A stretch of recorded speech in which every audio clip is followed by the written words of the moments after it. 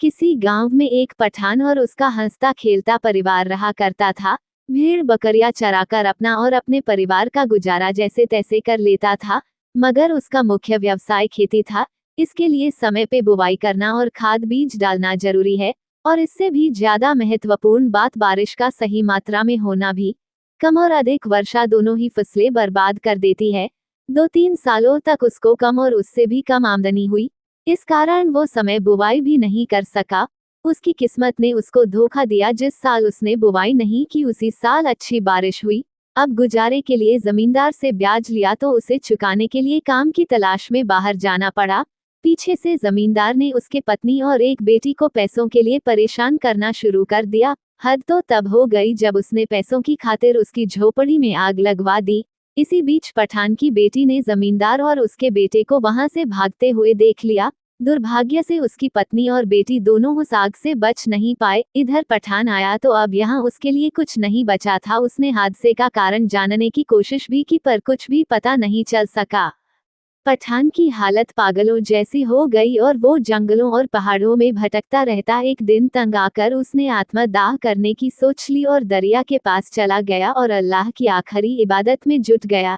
जैसे ही इबादत खत्म हुई तभी वहां से एक फकीर बाबा अल्लाह हूँ करते हुए जा रहे थे। वो उस पठान के पास आए और बोले, बेटा मैं जानता हूँ किस्मत ने तुम्हारे साथ बड़ा बेरहम मजाक किया है, लेकिन बेटा कुदरत के आगे किसकी चली है। बेटा तुम जो करने जा रहे हो वो अल्लाह की नजरों में गुनाह है। पठान बोला, बाबा मैं जिक्र भी क्या करूं, मेरे जिंदगी में अब कुछ नहीं बचा है।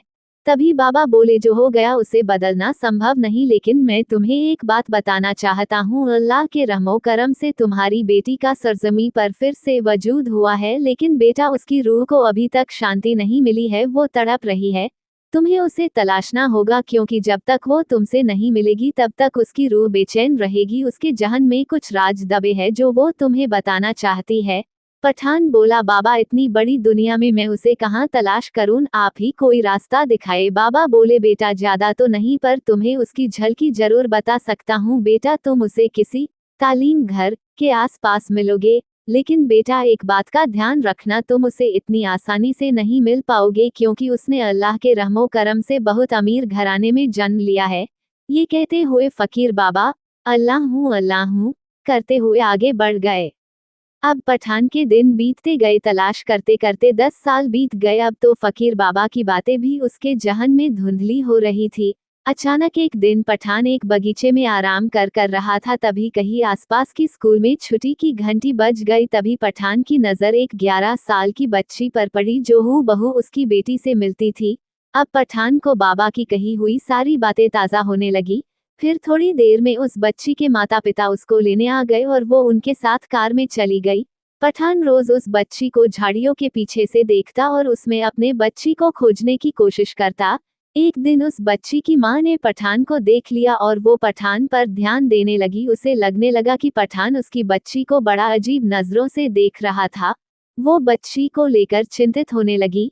एक दिन उस बच्ची की मां को आने में थोड़ी देर हो गई तो पठान ने उस बच्ची को पास बुलाया और स्नेह से उसके सिर पर फेरा और कुछ चीजें खाने के लिए दी। बच्ची खुश हो गई। उसकी हंसी में पठान ने अपनी बच्ची को देख लिया था। अब वो वहां से चला गया। जब उसकी मां आई तो उसने इन खाने की चीजों के बारे में पूछा तो बच्ची ने एक अंकल ने दी बताया, तो उसकी मां ने हिदायत दी कि अनजाने लोगों से कोई चीज नहीं लेते। तो बच्ची ने कहा, पता नहीं मां, पर मुझे वो अनजाने बिल्कुल नहीं लगे। तो मां ने डांटते हुए बच्ची को चुप करा दिया। एक दिन उस बच्ची के माँ पिता को आने में बहुत ज्यादा देर हो गई तो पठान ने उस बच्ची को घर पहुंचा दिया। इधर उसके माँ पिता उसको वहां नहीं पाकर परेशान होने लगे। घर आने पर नौकर से पता चला कि कोई उसे घर पहुंचा गया है। अब पठान उस बच्ची के बंगले के आसपास उसे छुप छुप के निहारा करता था। बच्ची भी उसे एकटक देखा करती थी। कई बार पठान ने उसके माँ पिता से उसे मिलने की इंतज़ा भी की, पर वो नहीं माने और उसे वहां से चले जाने के लिए कहते। अब रातों को बच्ची नींदों में अब्बू अब्बू कहकर चौंक कर उठ जाती थी। उसके माँ पिता ये देखकर परेशान होने लगे कि ये किसको नींदों में याद करती है। तभी उस बच्ची की माँ ने पठान को बंगले के आसपास देख लिया तो उसकी इस हिमाकत पर उसने उसकी शिकायत अपने पति से की। पत्नी के जोर देने पर उसके पति ने पुलिस में रिपोर्ट कर दी। पुलिस ने उसे चेतावनी देकर छोड़ दिया। उनकी परेशानी को देखकर उन दंपति के एक करीबी मित्र ने उन्हें बच्ची को हिप्नोटिज्म के जरिए इलाज का सुझाव दिया। उन लोगों ने डॉक्टर से मिलने का समय लिया। डॉक्टर ने बच्ची को हिप्नोटिज्म किया और उसकी जांच की। फिर उन्होंने उसके माँ पिता से कहा कि बच्ची के अवचेतन मन कुछ बातें दबी हुई है जिसका बाहर आना जरूरी है, नहीं तो ये स्थिति और भी बिगड़ सकती है। अब उसके माँ पिता और ज्यादा चिंतित हो गए। अब बच्ची रातों को अब्बू अब्बू कहकर चौंक उठती थी और अचानक एक दिन जब उसकी माँ घर में खाना पका रही थी तभी वो बच्ची आग को देखकर जोर से चीखने और चिल्लाने लगी और पूरे घर में इधर उधर भागने लगी और कहने लगी, अब्बू बचाओ, आग आग आग, अब्बू बचाओ। कई बार ऐसा हुआ जब बच्ची पठान को देखकर उसके पास जाने की जिद करती। उसके ये दौरे भी पठान को देखते ही रुक जाते थे। तभी उन्होंने थक हार कर पठान को बुलाने की सोची। उसके आते ही बच्ची अब्बू -2 कहते हुए उससे लिपट गई। उसके माँ पिता ये देखकर हैरत में पड़ गए, ये तो कभी इसे जानती तक नहीं और ये इसको अब्बू -2 क्यों बुला रही है। तभी पठान ने अपनी बेटी की तस्वीर निकालकर उनको दिखाई और बोला, आपकी बेटी जब तक ठीक नहीं हो पाएगी, जब तक बच्ची उसके साथ उसके गांव नहीं जाएगी, कोई और रास्ता नहीं होने के कारण उस बच्ची के माँ पिता ने पठान की बात मान लेने का निर्णय किया।